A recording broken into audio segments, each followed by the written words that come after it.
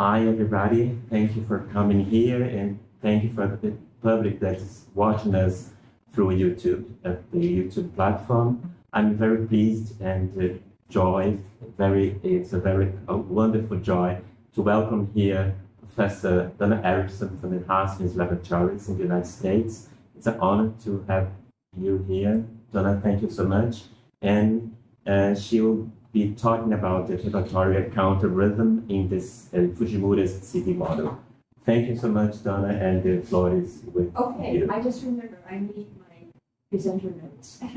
Okay, so thank you very much. I'm very happy to be here. I just came in from Sao Paulo, and then I spent the last 2 weeks in Curitiba, so I'm learning more about Brazil, and I like it. It's nice. Okay, so I'm happy today to talk to you about some work that I'm very passionate about, and also to introduce a model to understand articulatory account of rhythm. It's called the CD model, Converter Distributor Model. It was proposed by Osamu Fujimura in 1991, I think, at Aix-en-Provence. And then in 2008, he amplified it at the Campinas speech prosody meeting. And the reason I'm talking about it, he passed away in 2017. And since then, nobody has tried to figure out what the model means. And I was very impressed with the model. It's very complicated. But I think he's thinking of, I think he sees some things that are very, very important. He's looking at articulatory data, mostly based on X-ray microbead data. And he just kept looking at the data. And he proposed a model that, that takes the metrical structure, which he proposes we carry in our heads. You have a different metrical structure for for Brazilian Portuguese than I do for English. We learn this metrical structure as babies, and it takes this metrical structure and the phonology, and it outputs speech, including the rhythm. And what's really interesting about Osamu's, I call him Osamu, we all call him Osamu. What's really interesting about Osamu's model, in my opinion, is 4 things, if I can remember. So, syllable, we want to look at the syllable. 2, prominence changes syllable magnitude. Jaw opening, the amount you open your mandible for each syllable, matches the syllable prominence. In IPA, we don't talk about jaw, we don't talk about mandible, we talk about tongue. Okay, but you have to have this tube where it's the house for your tongue, and it moves, and it provides the framework, sort of like Peter McNeely talked about the frame content theory of speech. And I think this fits in with his model, with I think CD model and the frame content model work together. And the 4th thing about the model, the CD model, is that based on articulation, you can describe or algorithmically predict not only prominence, but also boundaries, phrase boundaries. And I think that's a very powerful model, and it needs to be tested. Oh, Osamu passed away in 2017 in the night. He was 90 something. I forget how old. Well, we could add it up. And this talk, I'm going to talk about the articulatory syllable. I think that's very important. Instead of thinking about, oh, we have a consonant, a vowel, a consonant, a vowel, and that makes a syllable, it's an articulatory syllable. And I'm going to talk about prominence patterns of jaw, prominence patterns and jaw displacement, and then the CD model approach to the temporal organization of speech. Okay, here's my view of the articulatory syllable. Okay. Yes. So as babies, we watch our mother, father, caretaker. When my 3-day-old grandson was a baby, I would say, ba, ba, black sheep. And then he would go. And we would carry on these great conversations. Very intimate, you know. And so there's studies that show that we learn jaw articulation at a fairly early age. But by the time we learn to coordinate the consonants, even the lip articulation, it's like 7 years old, according to some research. So that shows that, in my opinion, the jaw is very important. And here's my description of the articulatory syllable. Okay, we're going to point here. The jaw is open, the jaw is closed. This is the nucleus. We have the vowel I, and we have an onset, and we don't see what it's kit, but we have an onset, coda, and nucleus. That's an articulatory syllable. Yeah, there we go. An articulatory syllable is opening and closing of the mouth, the jaw. But depending, of course, on the vowel height, E, A, the jaw opens more or less. And so we did an experiment that looked at the jaw displacement as a function of vowel height. And I was a speaker, actually. And we had CVC syllable types with onset code of P, T, and K, and the vowels of English. And the example is like, if pick was the target word, we put it in the initial, medial, and final position, and we also kept nuclear stress the same. So we had pick type first, type pick first type pick. And the results are here, and you can see that we have a pointer. Is the middle of the pointer? Or how do I point? What? Oh, obviously. Okay, so here is and of course this is the amount of mandible displacement in millimeters, and is 2 millimeters lower than and 2 millimeters lower than E. It's a rough estimate. So this is some interesting data that shows that jaw displacement, changes according to vowel height, but it also changes according to position in the utterance and also stress information in the utterance. So now let's look at the next slide, the prominence displacement. Depending on the prominence, the jaw opens less or more. And the jaw opens more for all prominent syllables. E. Vowel quality changes a bit, but we open our mouth more regardless of what the vowel is. Okay, and looking at prominence, when we look at prominence patterns now, when we look at articulatory prominences, we use sentences containing all the same vowels, which, well, that's what we do right now. The goal is to change that. So now let's talk about strings of syllables. This is my version of strings of syllables.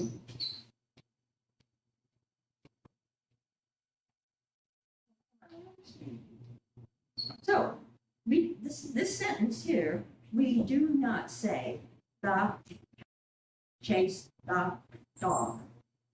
We don't say that. And so we know that the is reduced. So this is the amount of jaw opening we reduce. The cat chased the dog.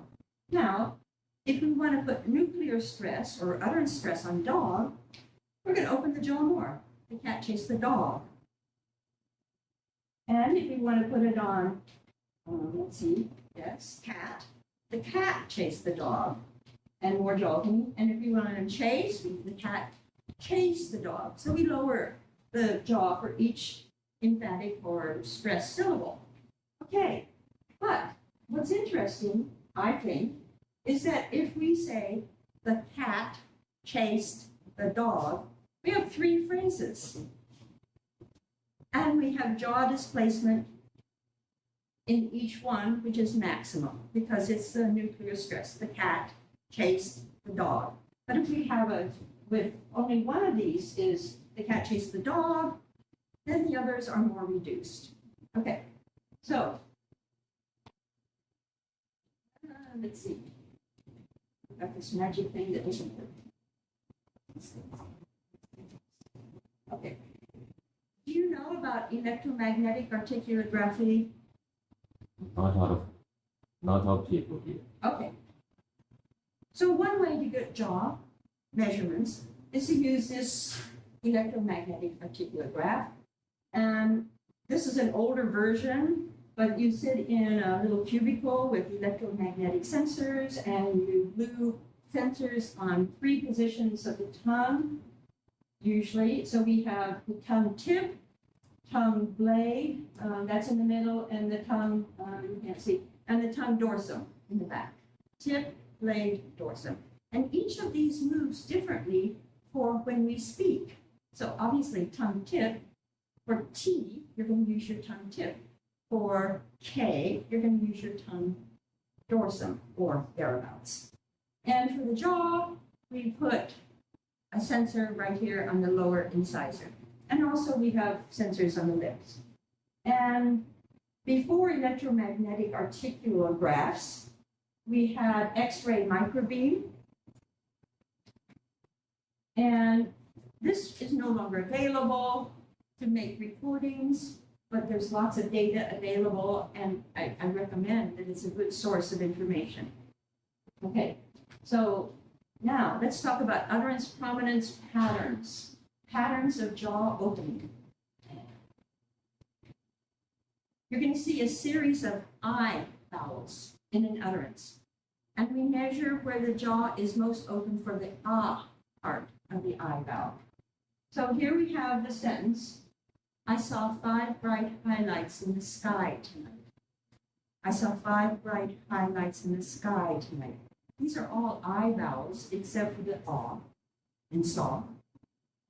But you see different patterns of jaw opening. And I found this so exciting because my brain thought, oh, I go I, but you don't. Your jaw opens depending on the prominence pattern of the utterance. So the nuclear stress in this case is on sky, nuclear stress. I saw 5 bright highlights in the sky tonight. And we have 2 basic phrases, 5 bright highlights and sky. And so I say that the phrasal stress is on I saw 5 bright highlights, and the foot stress, I saw 5 bright. This is a rough description of my interpretation of a series of vowel of jaw openings for an English sentence. Okay, now I'd like to talk about metrical structure and jaw displacement. So we have this series of jaw opening patterns, and if we do a metrical grid where we have these words on the bottom, and I'm only looking at 5 bright eye lights, phrase break, sky, night, and we mark for every syllable, so each thing gets a syllable, each word gets a X. Highlights is a word, so high is more stressed than lights. And then there's a foot, 5 bright, 5 is stronger than bright, high is stronger than lights. And then sky to night, I'll say, is another foot. And so, and then we have a phrase. So in 5 bright highlights, we're having more stress. And then the other stress would be on skylights. And according to an article I published in 2012 in Phonetica, there was a significant correlation between the, these sentence syllable stress levels, 3, 2, 4, 1, 5, 2, and the amount of jaw displacement. I think that's exciting. Okay. So, and then here's another sentence. And now we have, I gave dates to K today, but instead of you seeing the jaw tracing, you see bars. And so this is the largest amount of jaw displacement, and dates is the next largest, and day and gave are about the same. And so you have a syllable stress pattern of 1, 2, 3, 1, which matches the jaw displacement. Okay. What about jaw displacement patterns of normal utterances with words containing different vowels? I did a brief experiment on this using the data we collected about showing how the jaw height changes for E and A that I showed you earlier. And we have the utterances kip, net, pat, net, kip. Same stress pattern, but the nuclear stress has a different vowel. Okay, so this is a very quick report of the paper we gave in 2013, how we show that you can neutralize or normalize intrinsic vowel jaw displacement, and to show that the metrical structure matches the jaw displacement patterns.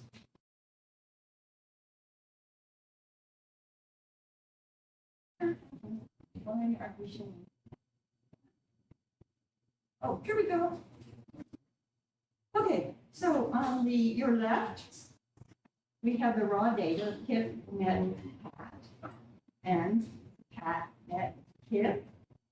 And you see that the jaws opens more for pat than kip, but after neutralization, we see that pat and kip both have the largest amount of jaw displacement, and so we have the same metrical structure, kip, net, pat, net, kip.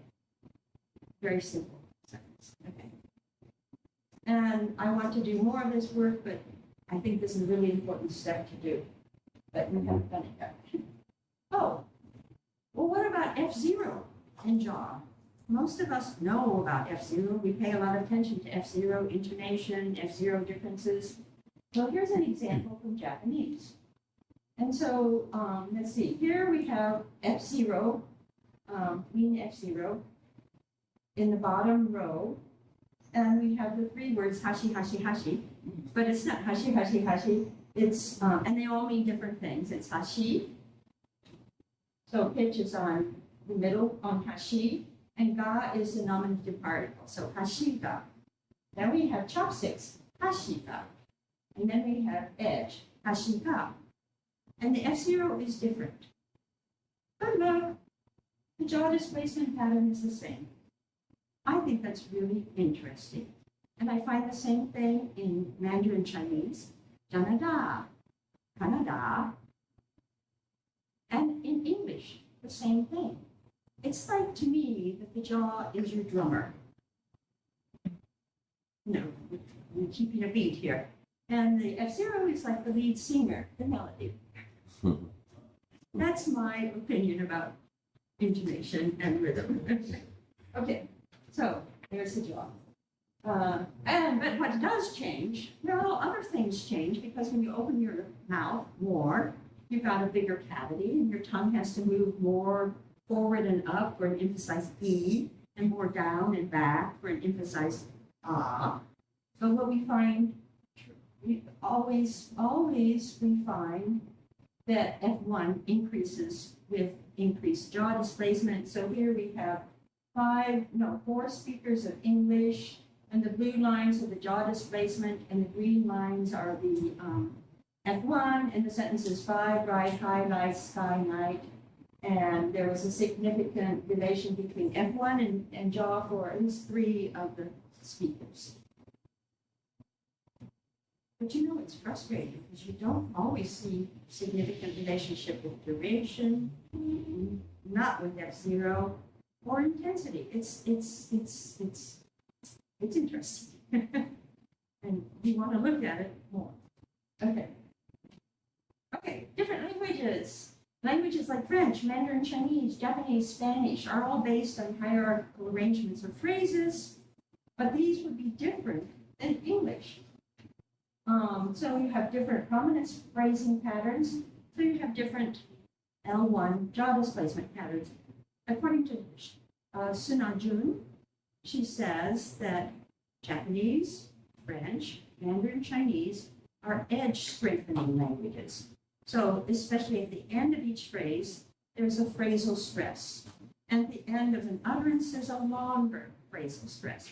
And sometimes at the beginning of the phrase, there's also a phrasal stress. Okay, and that's different from English, and I think it's different from Brazilian Portuguese. Okay, so here is an example of The top one is the French sentence. And you can see where the jaw opens most. Natasha, Natasha pa, so shapa sha, to say shapa. And then, this is an American English speaker learning French. And he does this. Natasha, pa, so shapa sha, to say shapa. Isn't that nice? Yes. And you can see he does on pa. He knows well French. We do something at the end of an utterance. But when it comes to English loanwords, oh, it's impossible. So it's Natasha, Natasha pa, Sansha Pasha. He says shapa. Mhm. I think it's amazing that I can control my F0, I can control my duration, I can control my intensity, I can control my jaw displacement. Unless I really work on it. Yes, so, and I did. For learning Japanese, I changed. Okay, so, and I always put this one in here. Let's see if I can make it good. So here, we have the English sentence at the bottom. You know, I saw 5 bright highlights in the sky tonight. And then we'll go up to the French person learning English, and it sounds something like this. I saw 5 highlights in the sky tonight. So we don't see a nice strong, weak pattern in the French speaker, especially not highlights. I see what she's doing is she's putting phrasal stress at the end of each unit. 5 bright highlights, sky tonight. Okay, French. And up here, the Japanese speaker, you see it somewhat of a similar pattern. Yes, I saw 5 bright highlights in the sky tonight. So you've got a strong, weak, but it's not as strong, weak as the English speaker. And then for the final, opens the jaw more, because Japanese also opens their jaw more at the end of an utterance. We did some what we call jaw dancing tests with Japanese speakers learning English, and we showed them the correct pattern of jaw displacement, and they changed their jaw displacement, especially for sky night, to be more English-like. So I think that's also interesting. Okay, so so next.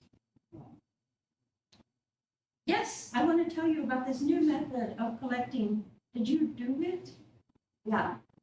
Did you? You didn't have a chance to. No. Yeah. This is a new method of collecting jaw data using a helmet developed by Oliver Niebuhr. And can you play the video? Can I play it? Okay. Welcome to the Barry's 2.0 actually. So we have a lot of improvements here. We have a much tighter and stiffer construction, and at the same time precise sensors. And it's actually a little bit more comfortable because we have a nice thin piece here, so everything is a bit more comfortable and user friendly. And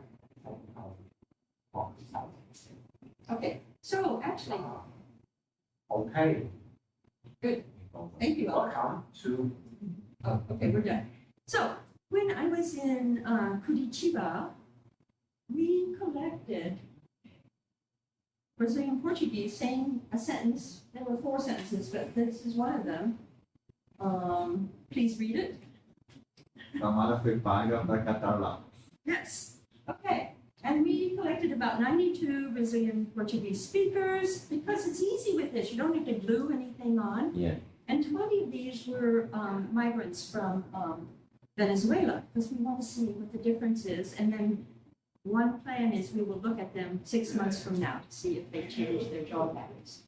Okay, summary. Jaw displacement increases with syllable prominence. Jaw displacement patterns match metrical structure. Different languages have different jaw displacement patterns based on the language metrical structure. And L2 speakers tend to carry over their L1 jaw displacement patterns.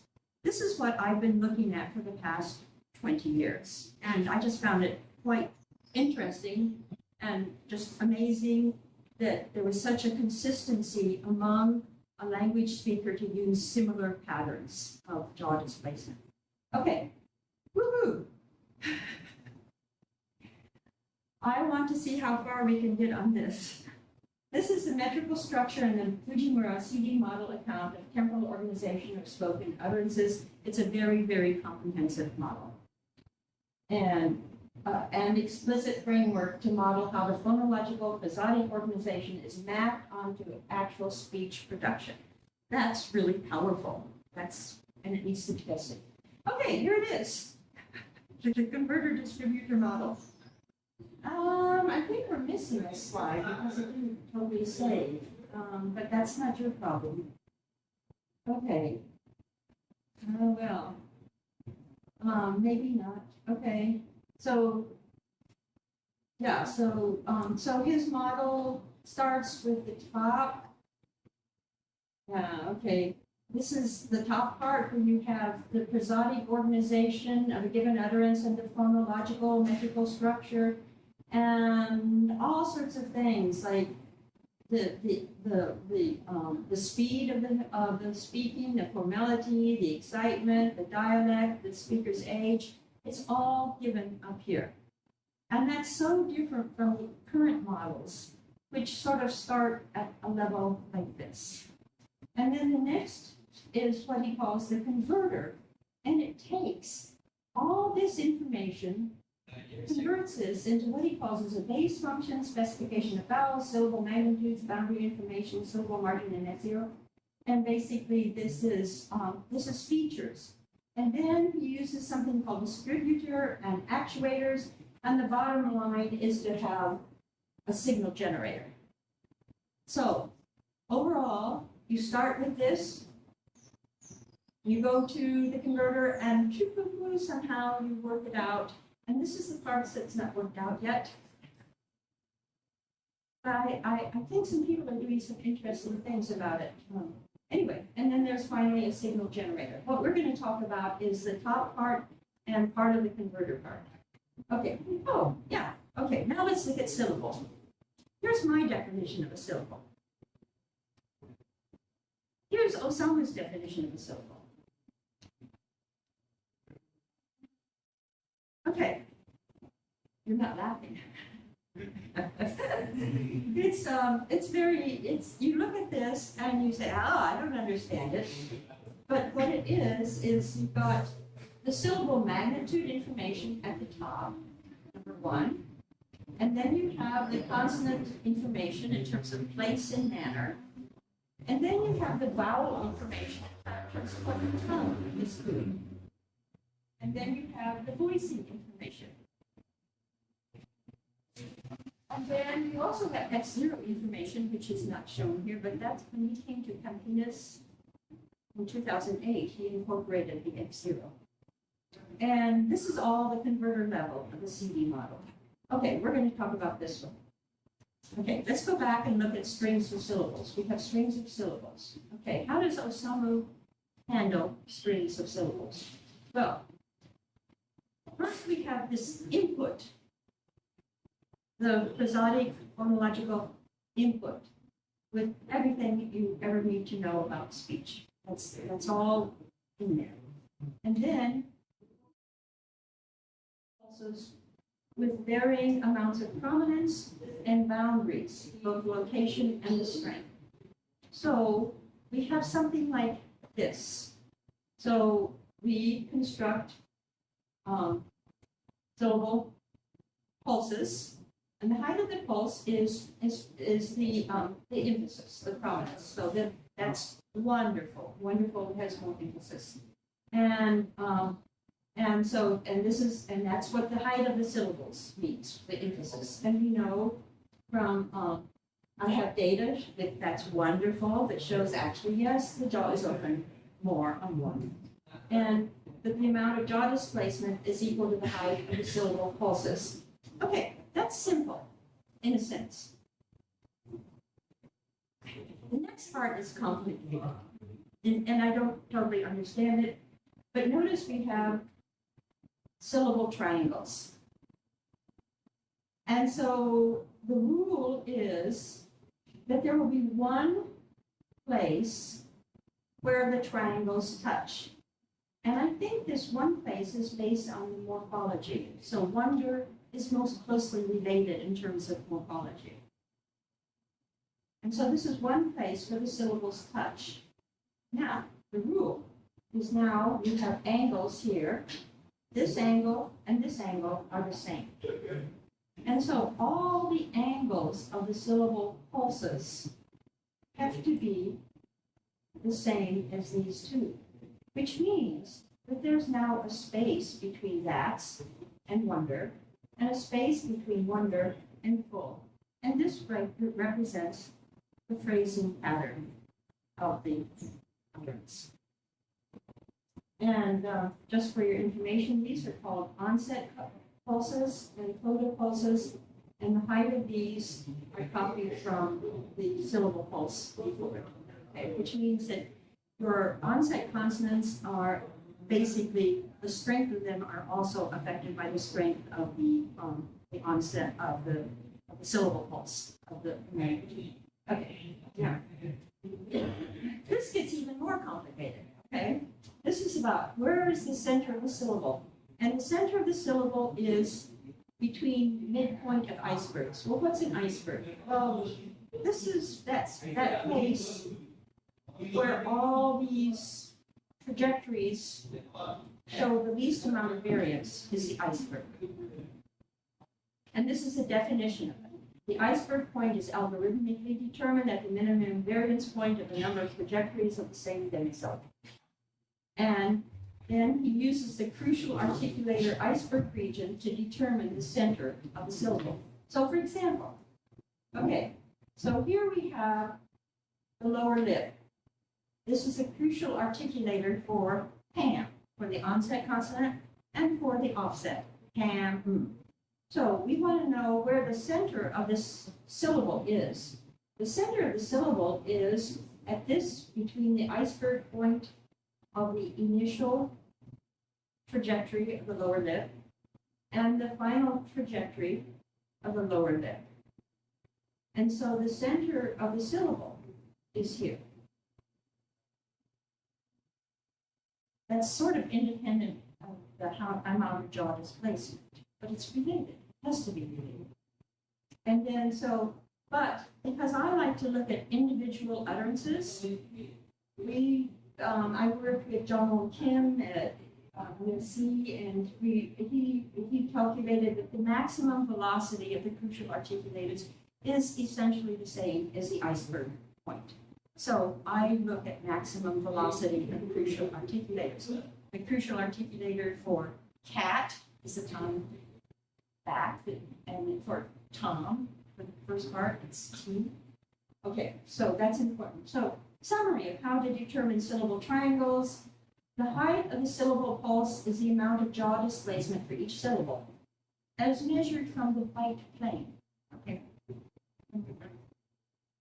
And the placement of the syllable pulse is such that it occurs in the articulatory center of the syllable, determined as being halfway between the iceberg points of the syllable onset and offset of crucial articulators. And the next step is to construct actual syllable triangles. I could step you through it, but we're short on time, so I'll show you a little animation here.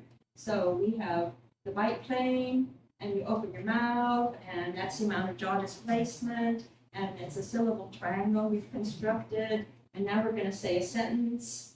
Oh, we're going to make the syllables stand up like that. And we're going to say a sentence which goes, there once was a girl from Decatur. That's one way of looking at this. So the question is, okay, so here is a set of syllable triangles. And once was a girl from Decatur. Decatur would have, and this would have the nuclear stress. And you see the pauses between each phrase. Okay, but this is hypothetical data. So, okay, so this is a schematic drawing of a string of syllable and boundary pulses. And now let's look at real data. We're going to look at Pam said that, cat, and that. And we're going to look at acoustic data and let's see, articulatory data and make syllable triangles. Oh my goodness, what should we do? Keep going. Okay. Okay, so we have this sentence here, and I'm going to have to play it for you. You can keep looking at the words. I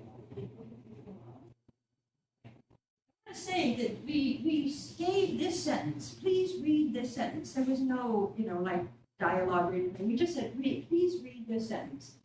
If I were reading the sentence, which I did, I would have said something like, Cam said that cat. Okay, Cam said that. I'm putting the emphasis on that because we asked for emphasis. This speaker, who might recognize his voice, did something slightly different, which means that when you're looking at real speech or even read speech, things change. Okay, so it sounds like this. Cam said that fat cat had a nap. Cam said that fat cat had a nap. I hear emphasis, I hear almost two phrases or so, and notice that the intensity is highest on that and fat. When you look at it more carefully, it's slightly higher on that than fat. Okay, F0 does its thing. Okay, next.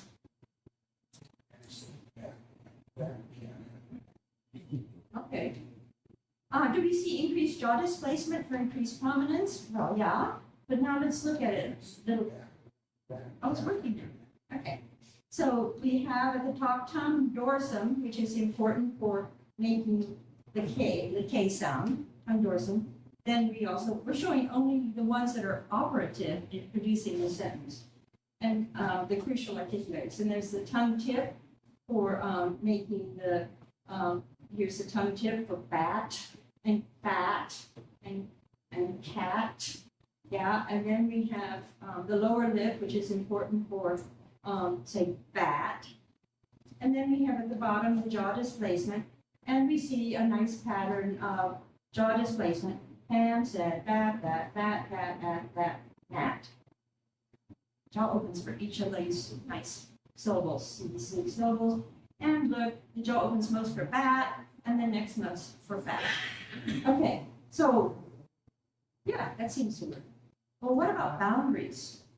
According to the CD model, in order to understand articulation of boundaries, we need to know two things. What is the jaw doing? How much does it lower? And two, when do crucial articulators reach maximum speed? It's very interesting. Okay, now we're going to sort of do some deep dive to look at maximum velocity of crucial articulators of onset and quoted syllables. And here we have it. Okay, so we have the sentence, Pam said bat, that fat cat at the gnat, and we have all this data. And one thing about articulatory data, we're still learning how to look at it. And I think Osamu had a really good approach to starting to look at it. Initially, his work and articulatory phonology were very similar, but I think it's taken a different path.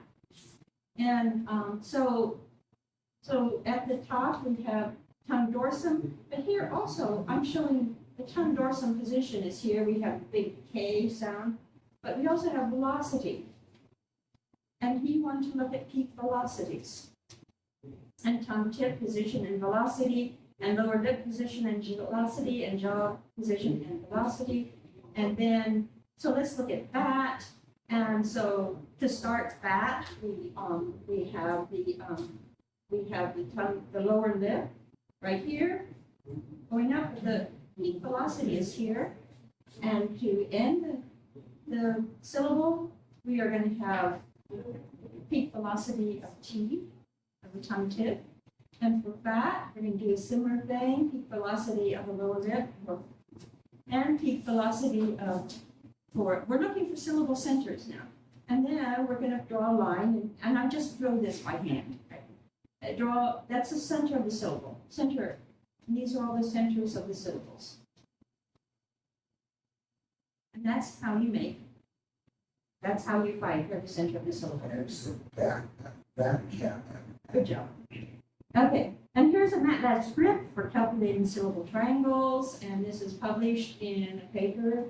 And so using this script, we come with, yes, we come up with a Pam said that fat cat, where we have strong, weak, strong, weak, strong, strong, weak, weak, strong pattern of jaw displacement. And then you notice that the syllable triangles touch here, so all the angles in the whole utterance are the same. There's a question about that, though. But anyway, because there's no onset for at. So he used the final T to choose where the onset of the vowel was. And this is a big question at the moment. Pam said back, that fat cat at the mat. Okay, so here we have this acoustic display. Yeah, it seems to match. And what about the boundaries? According to the output, we have a boundary between Pam and said and that and fat and cat, and the biggest boundary is between fat cat. And that's what the output of the syllable triangle. Pam said back, that fat cat at the mat. Okay, this is going to go quick. Do listeners hear a bigger mouth opening? Do listeners agree on this boundary and prominence patterns? We did RPT, rapid prosodic transcription. We asked listeners to mark where they heard prominence and where they heard breaks. And then based on that, the patterns of prominence and boundaries as represented by the syllable pulse crane. This is pulse crane compared to correspond to what listeners hear? And the answer is, yeah. I mean, we need to work on it some more, but we get some good correlations with, so the top articulatory prominence, articulatory boundaries refers to what the pulse crane looks like. And then this side is the hearing, how well they perceive the boundaries and how well they perceive the prominence. And there's an interaction between perception of prominence and boundaries. And I just want to say that, yes, this seems to be the right direction. Okay, main idea. Articulatory patterns give us a window into understanding spoken language rhythm. The CD model describes how this works in an abstract way. Applying some of the principles of the CD model to real speech data seems to work. So I'm suggesting this is the metrical structure of Pam said fat cat at the mat. I've actually used jaw data and the results to go back and predict what the metrical structure is.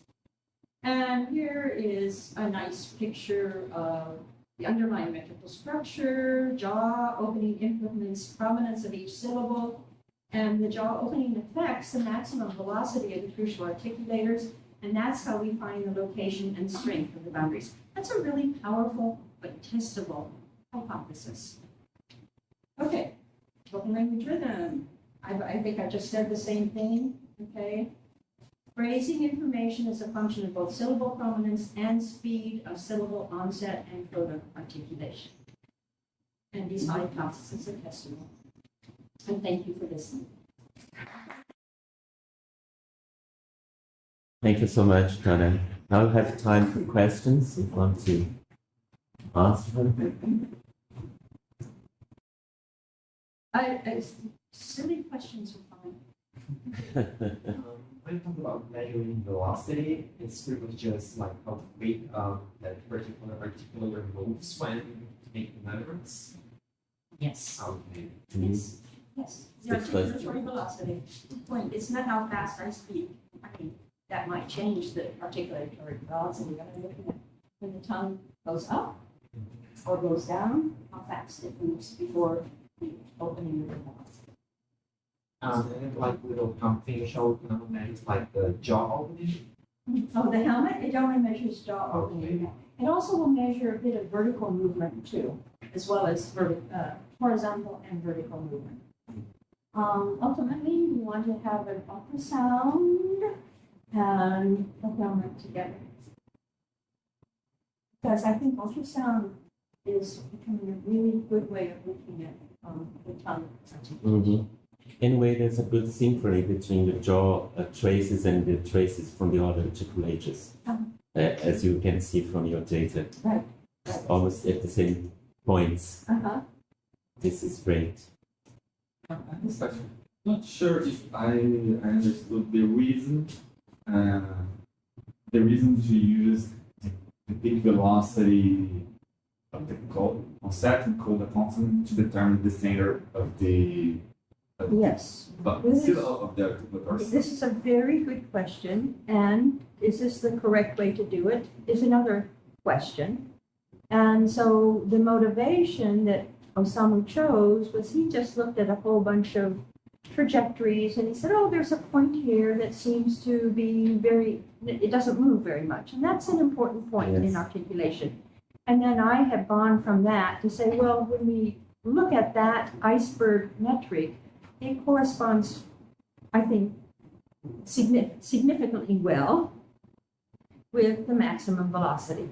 So that's my reason of following through with maximum velocity. Will maximum peak acceleration be a better measure of something going on? But right now, knowing the maximum velocity helps you determine the center of the syllable. Once you know the center of the syllable, you draw your triangles, only 2 triangles touch, and the result is you have phrase boundaries. Why does this work? And how do you decide the exact angle? There's one single angle. Yes, you decide where you draw. If you do it by hand, you have to take a long time, but if you use the MATLAB script, it will find the point where 2 angles and no more. They don't overlap, they just touch. Then based on this decision, Yes. And so I keep thinking, why does this work? And I don't know. that's my, sorry. That's what relates to my comment in one of our exchange emails. Uh-huh.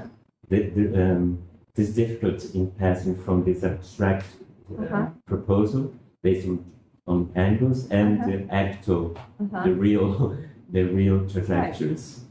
So one approach to testing it is to maybe try doing the syllable triangles and run perception tests and see if it matches.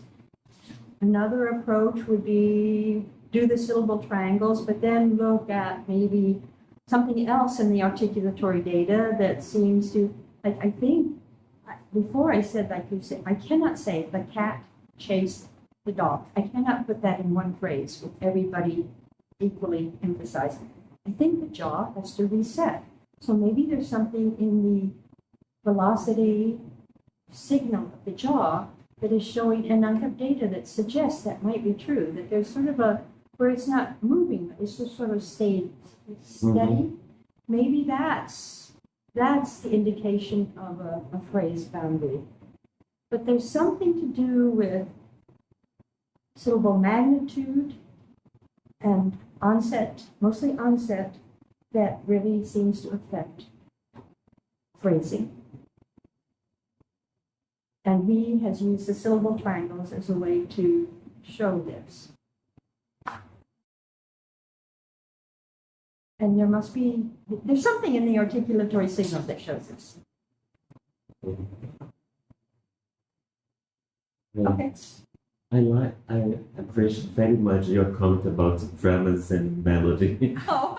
Because when you do probabilistic calculations comparing melodic events with durational related events, we find that the durational grid predicts better the places where the melodic events will be put than the other way around. Say that again. Do you find? The durational peaks act as a kind of grid onto which the melodic events will be realized. It's very similar to the idea of drama and melodic events. And this is for Brazilian Portuguese. Like it's yes, from Brazilian Portuguese data. The probability of having a melodic event, a movement of 0, from a durational peak is much higher than opposite. Yes. Yes. It seems to say that there is the duration is the drama and events of the harmony, something like that. Right. Right. Thank you. Yeah. Thank you. Are there any other questions that you were too shy to ask? No?